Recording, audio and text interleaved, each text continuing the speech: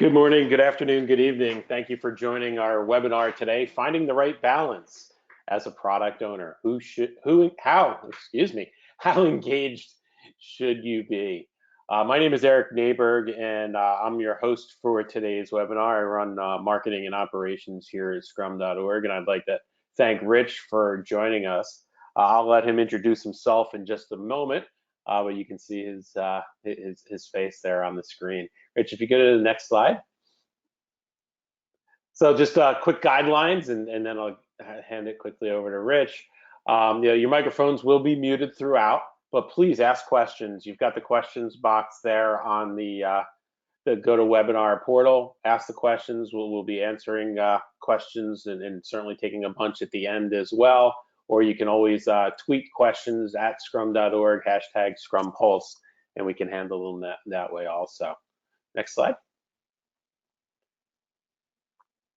So just briefly, a little bit about Scrum.org. We are the home of Scrum, run by and founded by Ken Schwaber, the co-creator of Scrum and the author of the Scrum Guide. Our vision and our mission continues to focus on improving the profession and helping individuals and organizations improve how they deliver products using greater agility in Scrum. The Scrum Pulse is a free webinar series, as you know, and we continue to drive these forward. So we've been having about 2 a month, and all of our recordings are up on the website as well. If you just go to scrum.org/scrumpulse, you'll see the listing of past webcasts that you can view, or just hit our YouTube channel. So next slide. And with that, I will hand it over to you, Rich. Right on. Thank you very much, Eric. Hello, everybody. Happy July. Hope you're having a good summer or a good winter if you're south of the equator.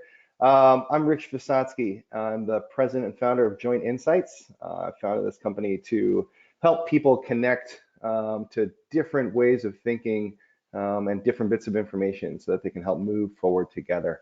And I do that in a lot of different ways. I kind of took 2 different main routes in my life and towards career. I do a lot of training and coaching with organizations, most through Scrum.org, some through Management 3.0, kind of touching on both the how are we building stuff side and how are we working with people side. But as a PST, I've been a professional Scrum trainer for the last 5 years. I teach all the classes you see up there. I got a highlight on the PSF that holds a special place in my heart, and I'm also one of the course stewards for the PSF. It's just I've not seen a class cut through to the core of empiricism so well to help people kind of rethink the way that they work and as they build products and collaborate together. So just a little bit about me. I live out in Wisconsin. Right now I'm in West Virginia and all the pretty trees behind me. But kind of a little bit of a national traveler and have a lot of fun with that. So hope you go and all have a good time listening in here today.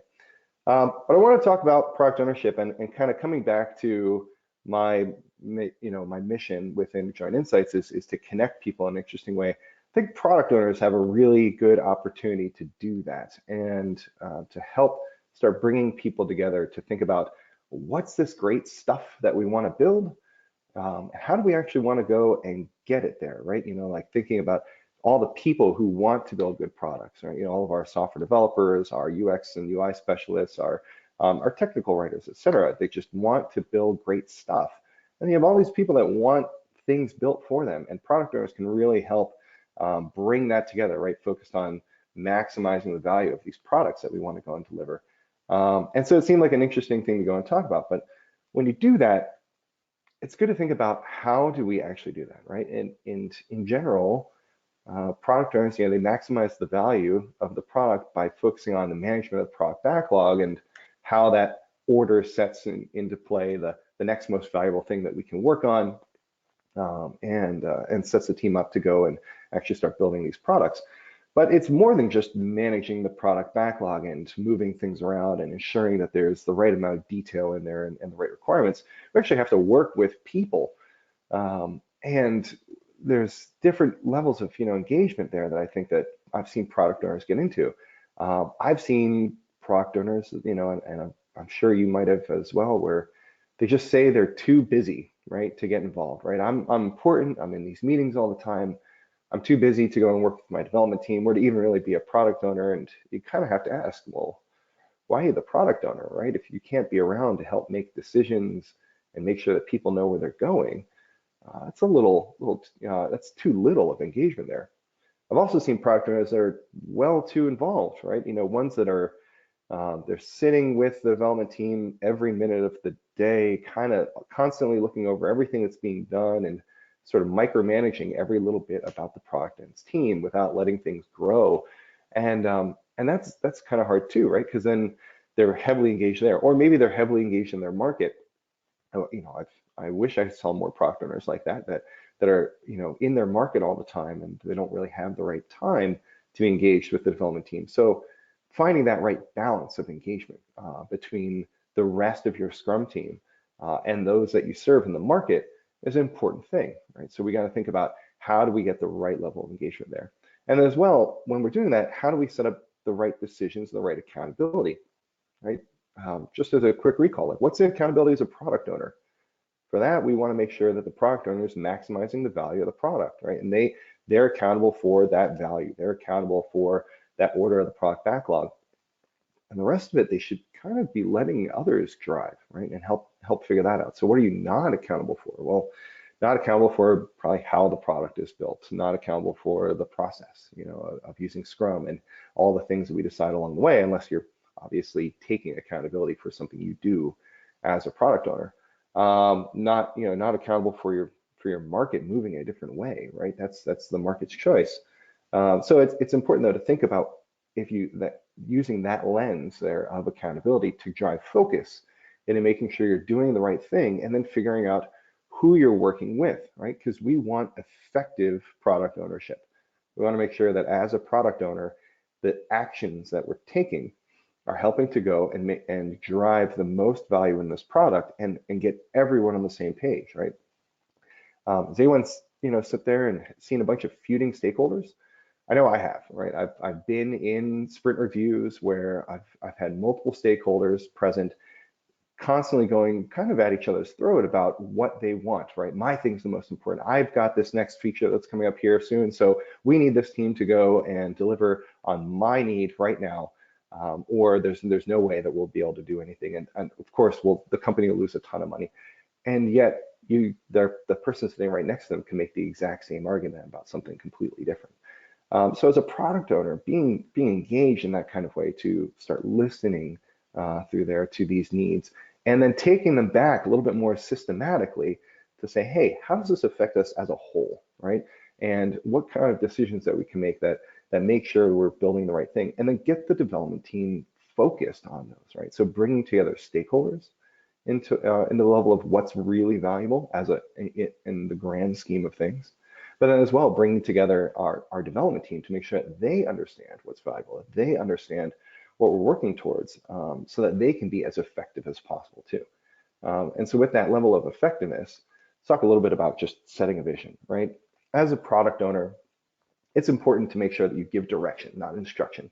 You want, the only instruction that you should say is, this is my expressed interest in as far as what's the most valuable thing to work on next. But then that's still direction, right? To say, here's the hill we're trying to go and take. Here's what we're trying to go and build. I want to tell you a story about a guy that I worked with named Bob. He was a product owner working for a financial company in the security space. And Bob started off as the expert in his space. He was really cool. Like he had all these different threat models that he was going through, and he talked to a lot of people and had been working there for a long time.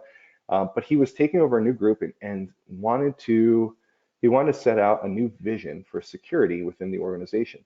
And there was something that immediately came to mind. This was not long after the Target data breach, and he said, I don't want us to become the next Target.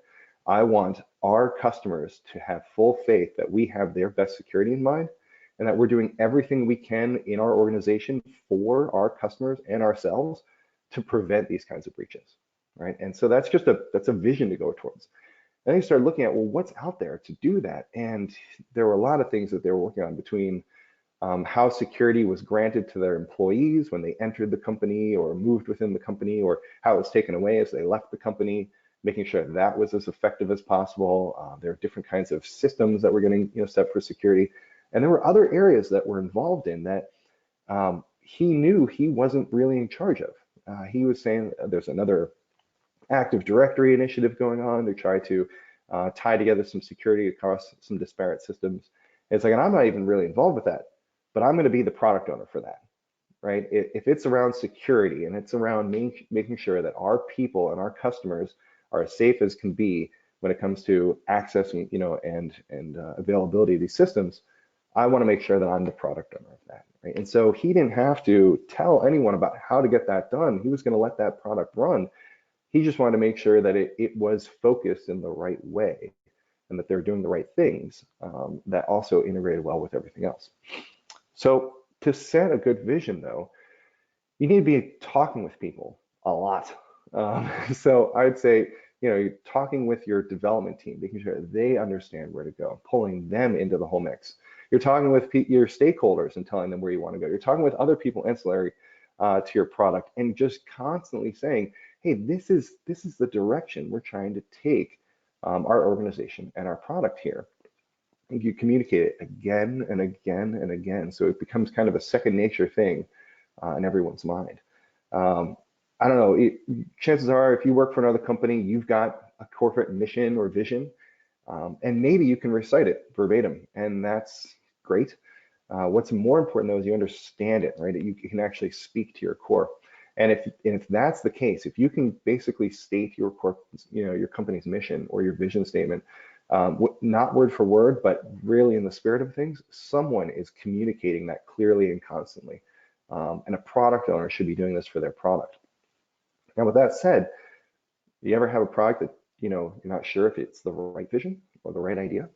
You should be able to validate that vision, right, and adapt it when you have the right data in hand. I got to be a Scrum Master for a development team once, and that there were a bunch of new college grads, and we had them working on some interesting internal products. And our product owner came along, and he had a vision about this system that could help people figure out their growth pattern within an organization and connecting, like, read this book, go to this class, do this thing, and kind of map it all up. And he had this vision that would help people understand themselves better and grow in an interesting way. And he made some interesting decisions about, like, let's not do login right off the bat. And people said, and the team's like, why? We're going to need this. It's going to be hard to retrofit in later.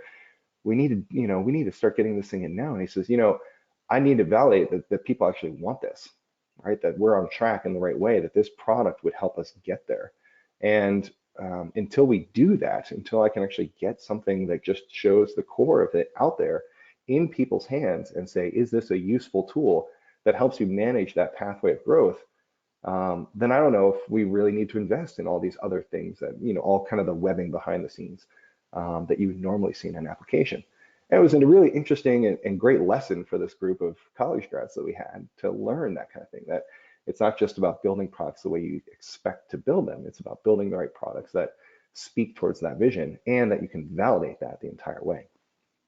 So with that, the development team had to trust this product owner, had to know that, he had the right vision and did trust him to go in the right way. Likewise, as a product owner, you need to trust your development team, right? Because they're going to be building the products and you're going to have to let them figure out how to get that done. So communicating, again, clearly about what your intention is and where you want to go with this and what's acceptable and what's not acceptable in a product is very important to do. And then let them be the experts in owning the how and how to get it done, right? So that requires a good amount of engagement too as a product owner, right? You should be around and available, looking at your team and watching them build this thing and watching them go through it, right? And see how they succeed at times, see sometimes how they struggle, right? And be there for them and build up that trust and that they know, that they're going to get something done, right? And what's one of the best ways you can help start building that trust? Having a development team that's going to go and release an increment or have a potentially releasable increment at the end of every sprint, minimally. If they have it even more often, that's great, right? So watching that, building that trust with your team and engaging with them as they do that, so you constantly go and see what the products that they're building, and you constantly see this increment grow, is going to let you trust them more, right? Sometimes they're going to come up with ideas that'll take you in a really interesting direction. Sometimes they're going to come up with ideas that will cause them to struggle in a really crazy way. But having that trust is important. Right? I've seen a great team once where they did have that trust, right? And there was, again, going back to Bob, he set this vision out. He talked about things they wanted to do, and we were working on an area where, as I mentioned before, there was movement within the company, of people and how the security was going along, and they had to figure out how to communicate with management and other groups around, a person's going, through this change. They need they need this access granted, they need this access removed. And how do you set the right messaging there? Because to some people that could be a personal kind of thing, like, oh, you're taking something away from me, and they get nervous about it. And it's really though to make sure that it's done in the right way, and then it constantly has that vision of going and ensuring that all of our customers and our own employees are secure. And so he worked with some change management specialists who were embedded on the development team, and they crafted a lot of really interesting like emails and ways and thoughts of messaging this out. And Bob initially had the idea that, hey, we're going to need some kind of application that actually manages this and moves things along and shows the access. And they said, we don't have the right team to build that kind of thing yet, and nor is there the right infrastructure behind the scenes. When right now people are just kind of getting emailed independently, but we can manage that in a more cohesive way and do that in such a way that we take everyone's thoughts, emotions, and perspectives into play as they go through this change, right? And so he trusted them to go and start delivering the types of messaging content that was necessary, that we reviewed at the end of every sprint with his stakeholders to kind of see, like, at any time we can go live with this type of messaging. And it was cool, right, to watch that evolve and grow. So that worked out massively to their benefit. That product got launched in, I think it was about 11 to 12 weeks, to great reception within the organization, and they continue to build and grow upon it from there. And so he built that trust with his Scrum team and let them grow and see how they could better go and deliver these products in the future. Now, there's certain things you should trust your development team with. There's certain things that you might want to still own, going back to accountability, right? Having the right level of engagement. Trusting your team to figure out how to get stuff done and come up with unique solutions and other ways to add value to the product to achieve a goal is a good thing. But as a product owner, you still want to own kind of the direction that it's going in, and making sure that your team understands it. I've seen times where that's been reversed, right? Where product owners are in an area where they either don't understand what's going on, or they feel that they're too busy to understand what's going on. Like I've seen product owners get appointed towards very, detailed and kind of, system to system type, applications without much of any kind of pretty UI or whatnot. And they might not know much of anything about it. They're just like told to be in charge of this area. And so they've let the development team figure out not just the how, but the what and the why, and start managing that. And that's probably something that you don't want to go and trust the development team with it entirely, right? To listen to them to say, hey, it would be good if we can work on this item before another item, because it will help us build this other item, or it'll set us up for success for these other things that you're looking for, or because of some other integration issue. That's a good thing to trust them with. Just to fully hand over the accountability of, hey, well, you work with our stakeholders all the time and you know what's going on, so I'll just trust you to figure out what's there. That's a little much in my mind, right? And so because then you're probably not engaging with them as much, or not engaging with stakeholders. And so figuring out how to create that level of engagement, I think, is pretty important. Okay. So I hope we're doing all well here so far. Let's talk a little bit more now about as we set up that engagement on one specific area. And right now I want to think a little bit more with the development team, and how involved should you be? So when you're working with a development team, right, you need to work with both the development team and with what they're building, right? And having high level engagement on both sides, right? They're here to build your product, and it's good to get hands-on with that. If you don't get hands-on with your product, you really know what it is. Are you understanding how it's evolving and what it could be? I worked on a development team one time where I engaged a product owner no less than every 2 days, right? And chances are, if I wasn't reaching out, he was coming over to me and saying, "Hey, I'm around here, for the day. Just want to see like what's going on. What do you have that's in progress? What can you show me?"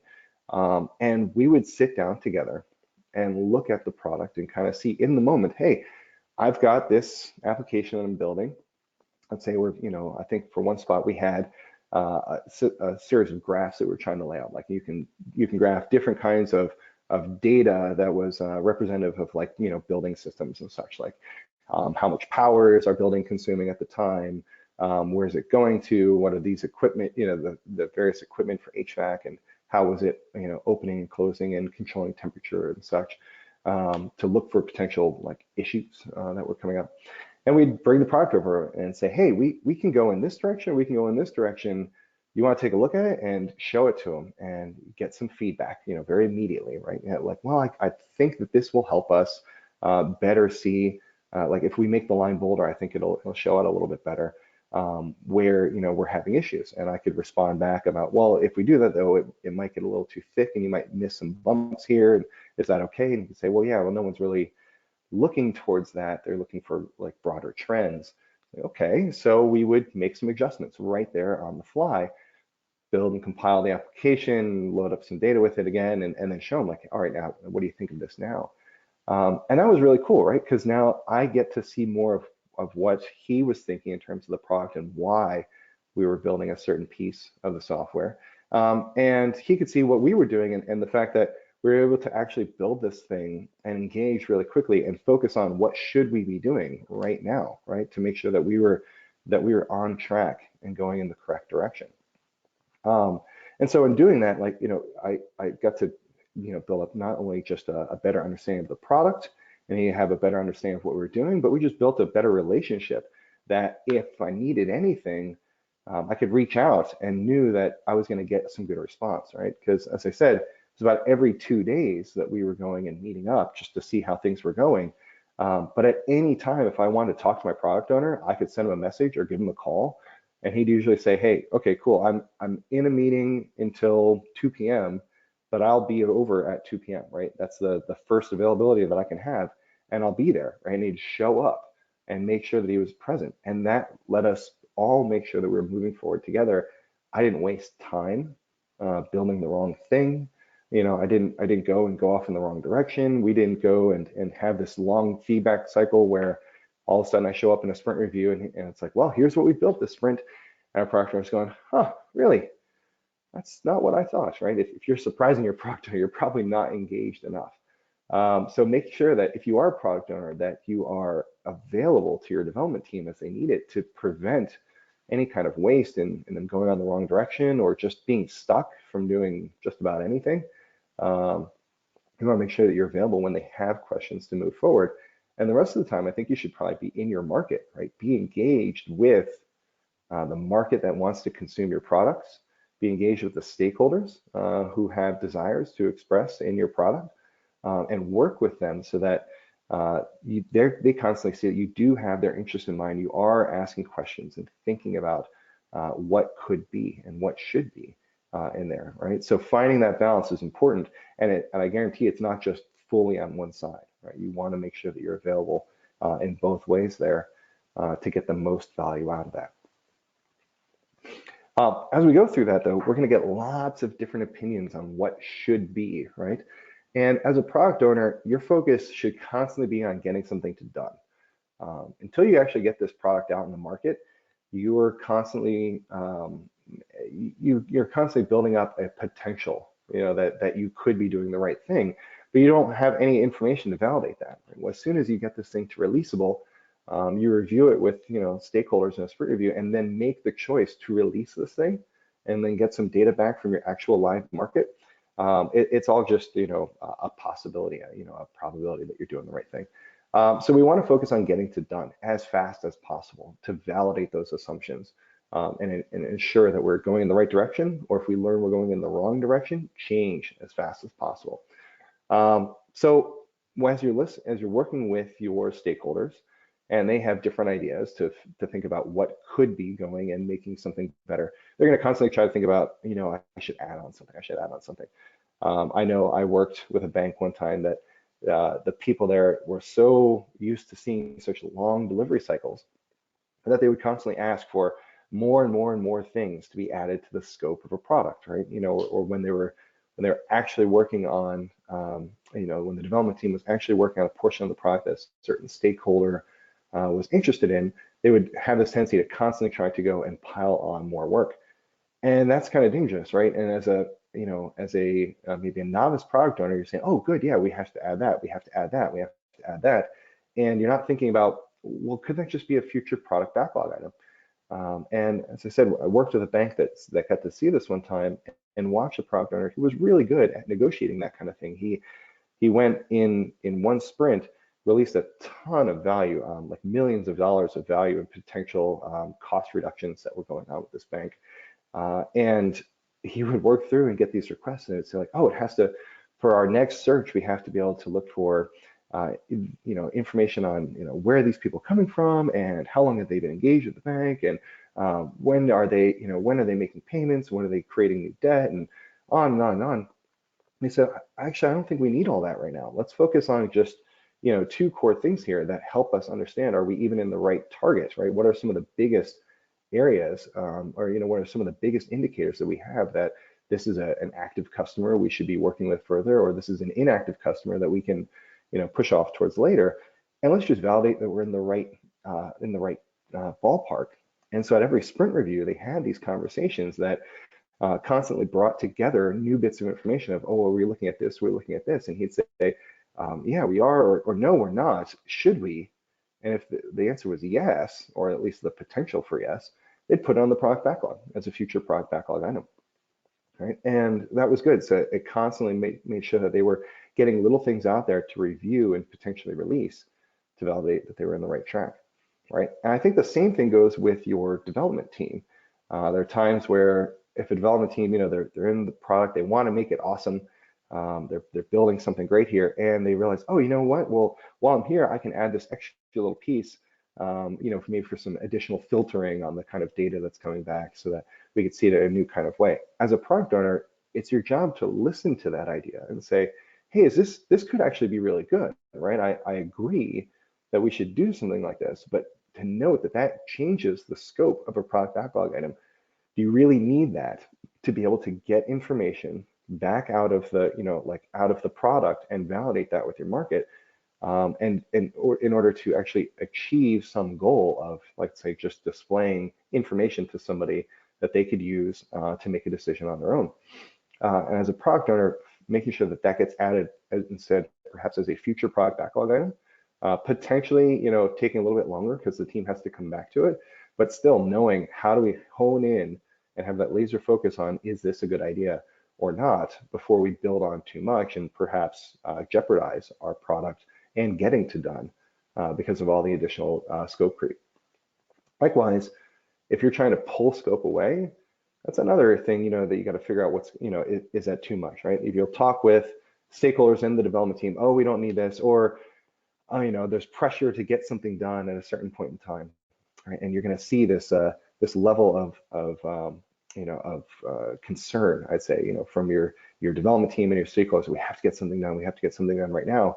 And you try to cut scope. Well, if you cut scope that endangers the sprint goal, that's another, big problem too. So trying to negotiate with the team and saying, like, hey, we really need this in here to make sure that we achieve this goal and that we hit this, this level of capability.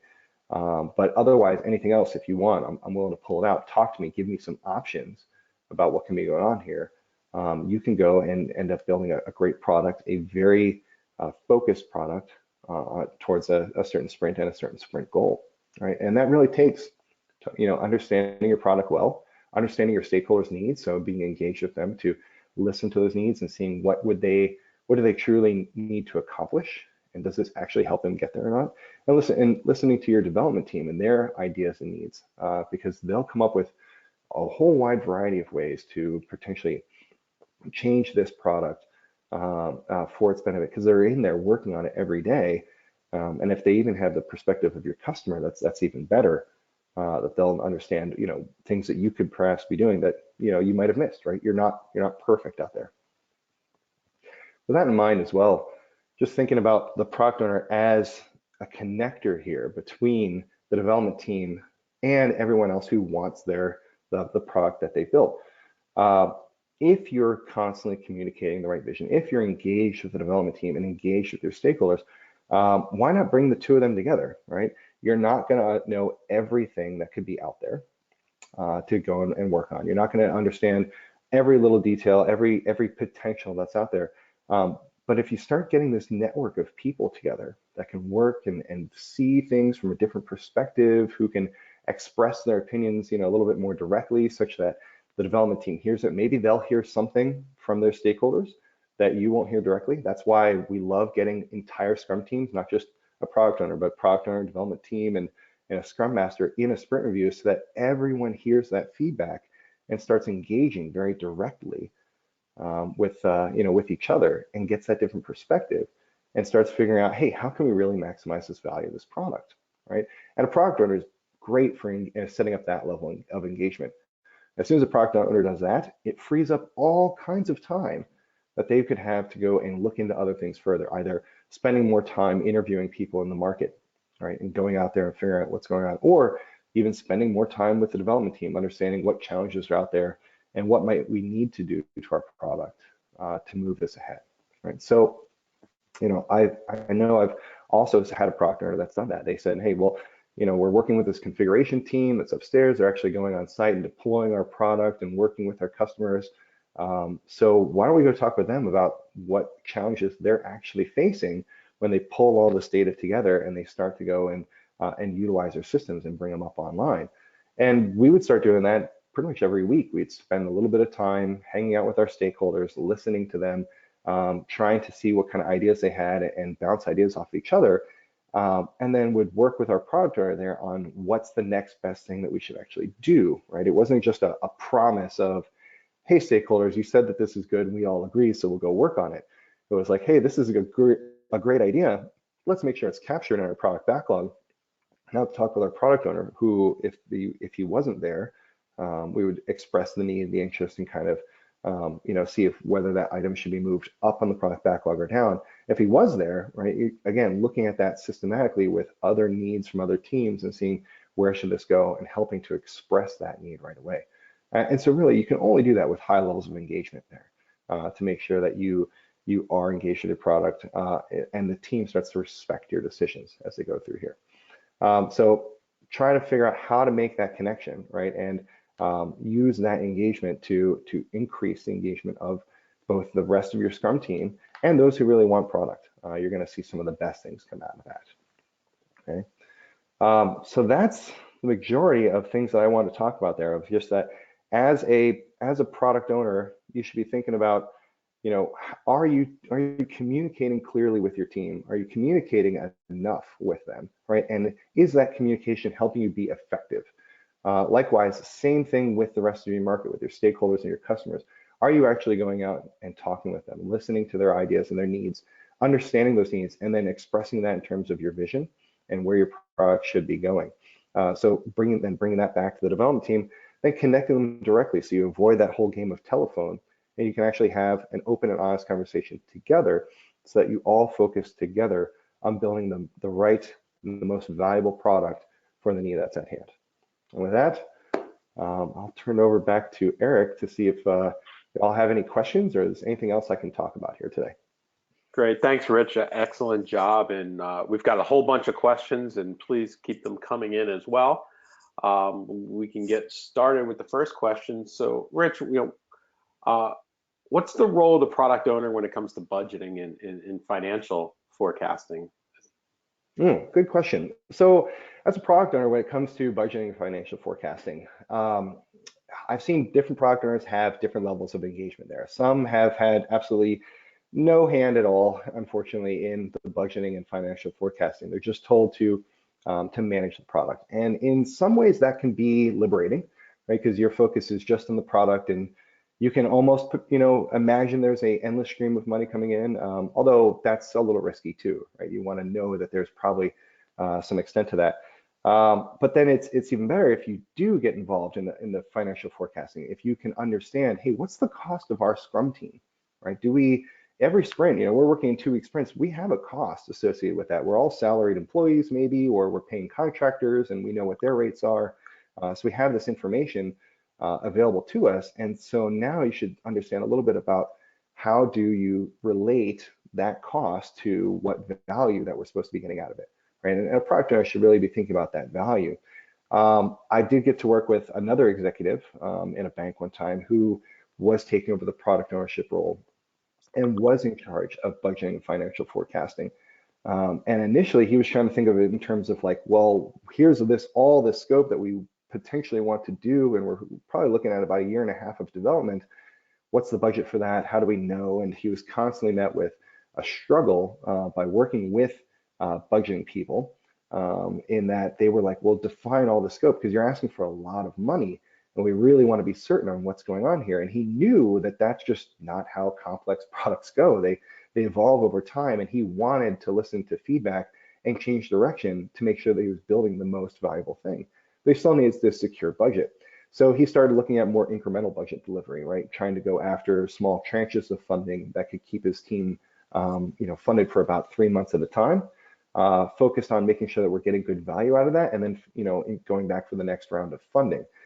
So with that required a high level of engagement with those who really did control the purse strings and were handing out the money, who weren't really funding the effort per se, but were just in charge of financial controls. But he understood that a lot and started working a lot more with them on there. So that's why I'd say where a product owner should be involved from a budgeting standpoint. Great. So another question, do you have any recommended communications, skills or platforms for communicating the product vision? Do you use slides? Do you use a document? What formats do you suggest? Or is there anything specific that you'd suggest? Good question. So as far as communicating a vision, I'll start with saying a variety of formats probably work well, right? And you try on a couple, see how they do, and see if they help you communicate that vision a little bit more. I think verbally is a good thing, right? Just constantly trying to focus on that, write it down if you have to, and then try it out. Go and talk with a bunch of people and say, hey, this is what we're all about here. This is what we're building, and this is why. And if it doesn't stick, go back, write it down a little bit more. Maybe you're the more visual aspect, and one of the exercises we do in the professional Scrum product owner class is building a product vision box. So you actually get it's like you're making a cereal box for your product, right? And trying to communicate on the front, who's this for, and what's the vision of this thing overall with its name and maybe a clear tagline, other information of it on the back. And so I've seen product owners work on these in the product owner course, then take them with them afterwards and then bring them to sprint reviews and say, like, remember, this is what we're building, and they hold it up and start showing it off if the conversation started to stray too far away. So you can use things like that from a product vision standpoint. You can use empathy maps and other things to help connect you with the people who want your products, understand them more to craft that vision further. But I try for a blend between both verbal communications to ensure that you are talking with people and engaging with them, as well as potential other visual artifacts that let people that consume information in a different way pull that in their own unique way. Yeah, thanks, Richard. Yeah, I mean, I historically I've used a lot of the like Jeffrey Moore type techniques of defining the vision for who's this for, how's it different than competitors, and so on, and doing similar things to what you described. That's great. Yeah. Here's an interesting one, which I think leads to having or needing a strong Scrum Master, but would love your thoughts. How do I deal with a product owner who is too much engaged, sitting with the team, deciding everything, running all of the events, considering himself the team leader, and the Scrum Master is just a facilitator for time boxes? So yeah, as that, I think I'll agree with you that is more of a Scrum Master's role and accountability there, not to just manage these time boxes, right? But to understand that Scrum Master is so much more than that, right? And as a good Scrum Master, you can help highlight the accountability of each role, right? Say like, hey, look, yes, I am making sure that we have these events, right? That we're doing sprint planning and the review and daily scrums are occurring. And then maybe, let's say if it's a product owner that's highly engaged, so much so that they're coming into the daily scrum and monopolizing conversation in there and setting the team's direction, the development team's direction for the day. A good Scrum Master should be stepping up and saying, hey, look, this is a meeting for the development team to figure out how they're working for the day, right? And pull that product owner perhaps even out of the daily Scrum. And I've had to do that personally before, and I've also had times where I've brought a product owner in just to watch the awesomeness that a development team's had when they have more of that autonomy. So that's a little bit more of reminding the product owner about what they can do in their role to really maximize the value of the product and maximize their own value and effectiveness in doing that by pulling a bit away from getting involved in all the details, letting your competent development team know that, right? And if the team needs scaling up, communicating that and saying like, hey, product owner, if you're involved with budget, is there any way you can go and get some budget for our team to go to some training or to spend some time working with another team who understands how to tackle these problems a little bit more, and saying like, you need to tell us where you're trying to go and let us get there. Otherwise, you're actually going to cripple the development team because they're going to have to wait for you for every decision. They're not going to feel as confident in themselves, and they're going to perhaps build a poor quality and lesser value product of lesser value by this constant engagement, and like everything has to go to you as the lead. Yeah, there's a great video up on our website, a Scrum Tapas video that Steve Porter recorded about trusting his development team when he was a product owner, and how he was too involved and realized and what it took him to realize how he needed to step back and let the development team be the development team and truly be the product owner. So that's a great answer. Here's one that kind of goes the other direction, which is what would you do to help the product owner be empowered and trusted by the stakeholders? Ooh, that's a good question. So to increase trust by the stakeholders, I think comes down mostly to giving them what they want, right? And really showing that you're there for their interests, that you do have their interests in mind, and their interests are usually involved in having some product that ends up satisfying their need, right? It might not be exactly what they want, right? I've seen overly controlling stakeholders who come along and say, no, it needs to look like exactly like this and working exactly this way. And the product owner kind of lets them go through. But if you want to be trusted and empowered by your stakeholders, you need to listen to these ideas, right? Say, hey, I think this is a good idea. Let me go and reframe this though, in terms of the product overall and why we should be doing this now, or why we should be doing this later, and then get your team focused on that problem as well.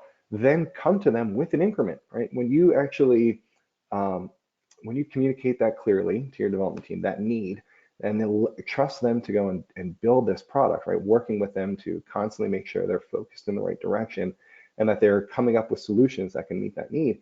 When they show up with something in hand and say, hey, stakeholder, you just asked for this, and here we go, we've got it, that trust starts to grow. I worked with a product owner once she was doing some CRM type software, and it was all around multi-tenant and getting different agents involved in understanding their customers and different types of actions and things that they were doing. And we showed up once where they said, our stakeholders weren't going to show up for more than 1 hour per sprint review. They were doing 2-hour sprint reviews for 2-week sprints. And they're only going to do that once a month, right? That's all. They're so busy, they're so important, that's all they can go and offer for their time. And they didn't really trust that she was going to be doing the right thing. So they were fairly command and control in the beginning, although they weren't engaged very much. So they couldn't command and control too much. She listened to this feedback in the sprint review, got some ideas, started talking to others who were seeing if they had the same interests or need or not, realized that this was an actual issue that could be tackled and remedied pretty quickly.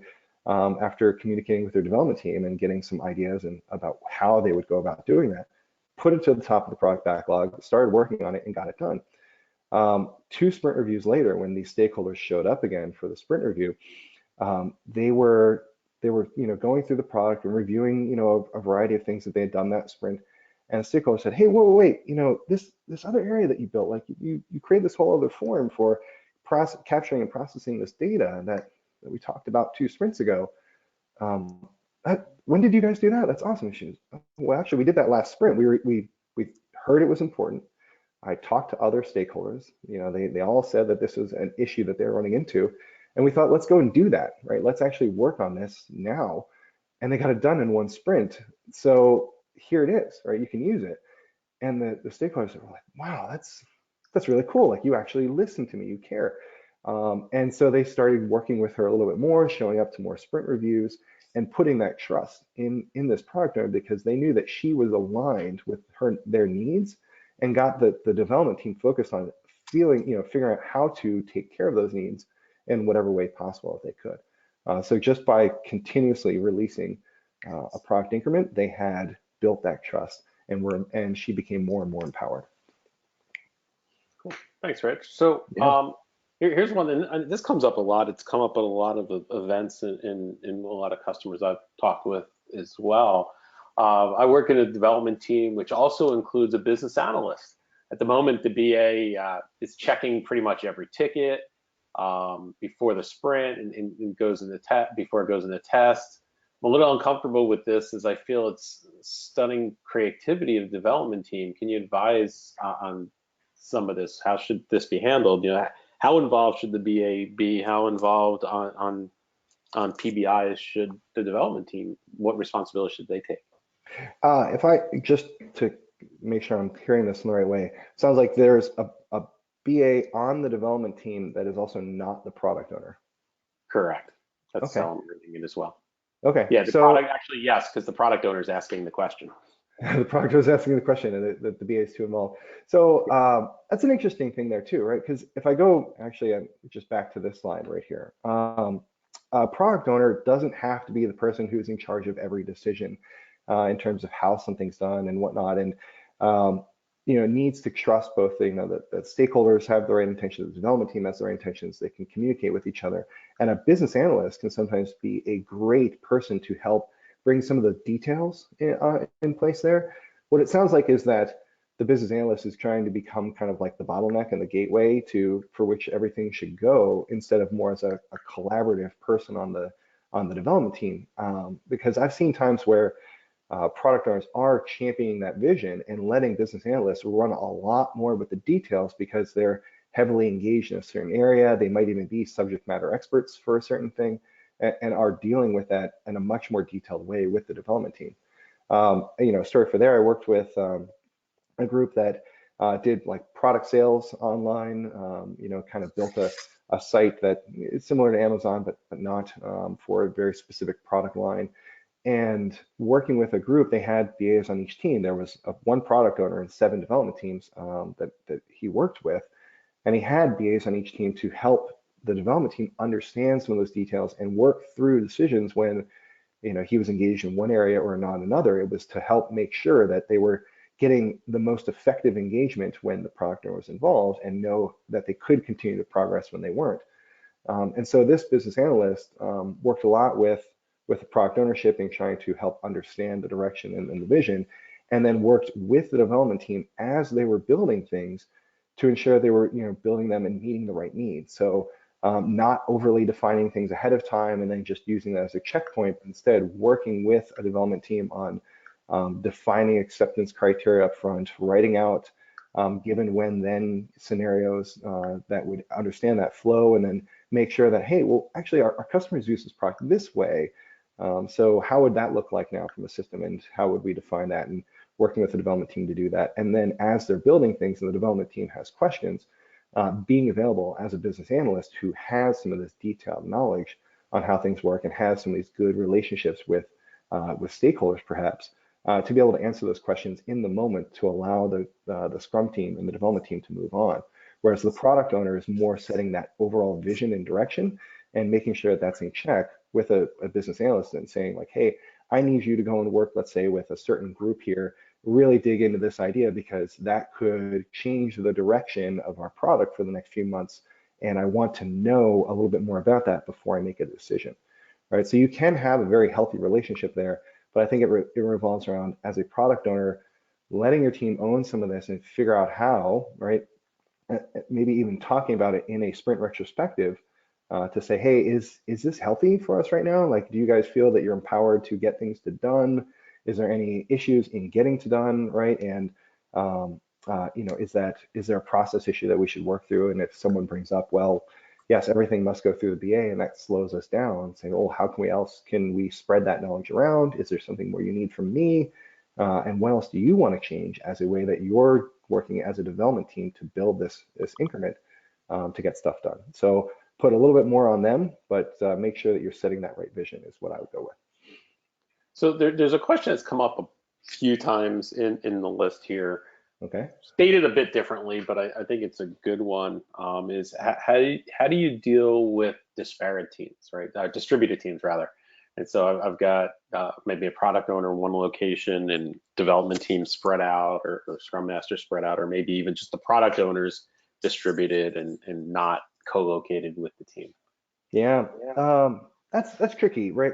And from an engagement standpoint, that's what is really hard there. Is if you've had a product owner in one place and your development team is in a totally other place, let's say time zones away, that can make it really hard to get that level of engagement because you're working different hours, and how do you be there for each other, right? How, as a development team, can you pull on your product owner to get that right information? And as a product owner, how do you return the favor and get the right information out of your development team?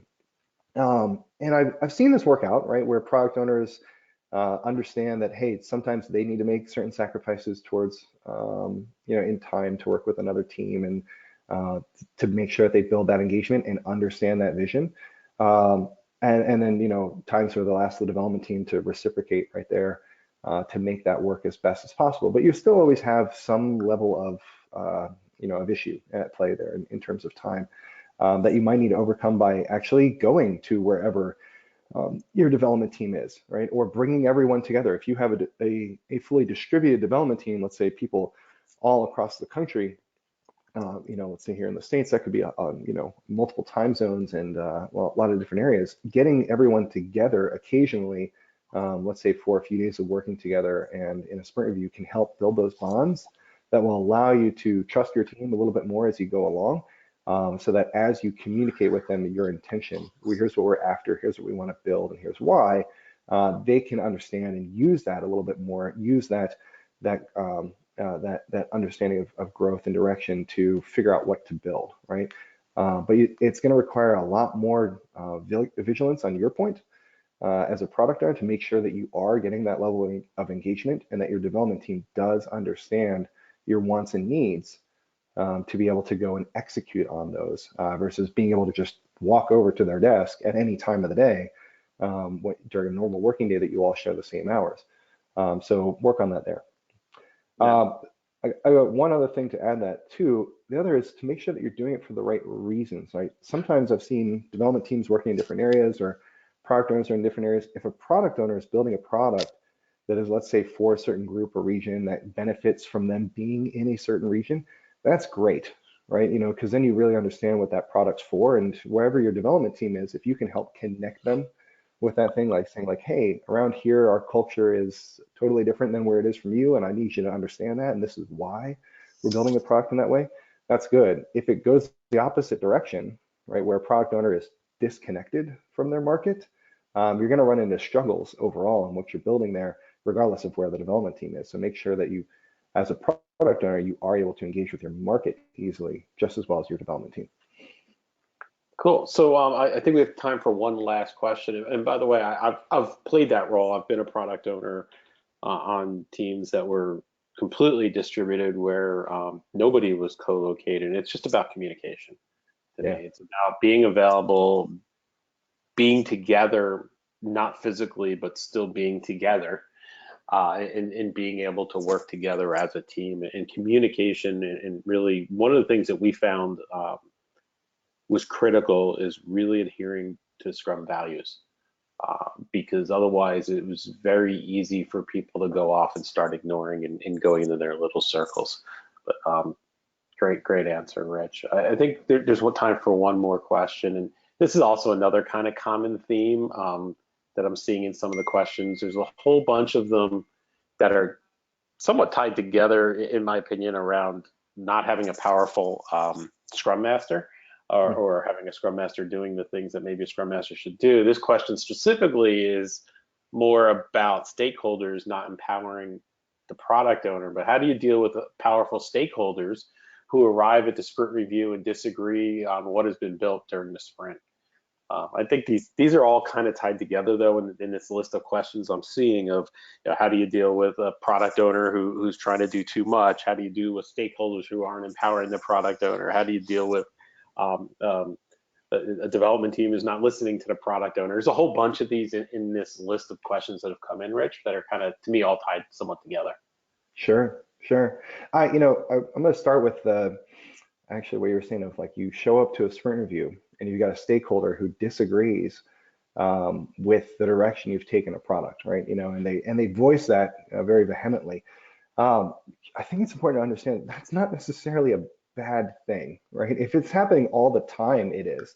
But your job as a product owner isn't just to please everybody and say yes to everything. Your job as a product owner is to maximize the value of a product.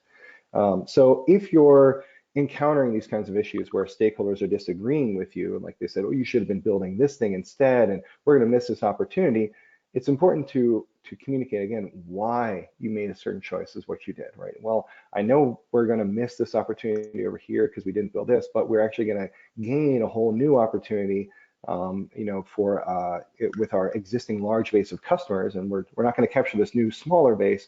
We did something that helps make sure that we could potentially get even more value to all of our existing customers. And that's why I chose to do this now. And so having that reason and standing up for that reason is an important thing to do there to communicate out. So again, if you're constantly going against the wishes of your stakeholders, I think that's a little troublesome, right? And you really need to ask, are you maximizing the value of your product? Maybe in your mind you are, but if it's not for your stakeholders and for your market, you run into trouble there, right? So something else you can do to help gain some potential power back there is understanding how are you measuring that value, right? And how are you measuring the value of the product that's coming out in terms of, maybe it's revenue that's coming in, or customer satisfaction, or new customer growth, or net active users, or anything along those kinds of lines. But being openly clear with stakeholders about this and getting their input on what they think is valuable, giving back your input on what you think is valuable, and having that conversation so that no matter what, we're basing our decisions in the terms of value. And whether someone personally agrees with it or not, if we see that we're moving things in the right direction from our overall mission and vision of this product, and we're affecting our metrics in the appropriate ways, we're probably doing a good thing, right? And so it's hard to argue with data. When it starts coming back, you take a lot of that emotion out of it and start saying like, look, we're getting the results that we wanted, even though this wasn't what you personally thought was the right thing to do. So I kind of think I'm on the right track, right? And bring others into that fold too, to help make sure that you are focused more on value rather than politics. That's great. Thanks, Rich. And yeah, data to me, data is ultimate. I had an exact example like that where I had a lot of people, stakeholders coming up to me saying that this is wrong, we need to change this. And I was able to provide the data that showed that, yes, your opinions are opinions, but the actual users have a very different opinion based on usage and things like that. So Yeah. I think that's awesome. So with that, I want to thank you, Rich, for taking the time today, and all of you around the world, thank you for taking the time as well. This broadcast will be or has been recorded, and the slides as well as the presentation will be available on the website within the next 24 hours. So thank you very much, and have a good rest of your days. Thank you. Thank you, everybody.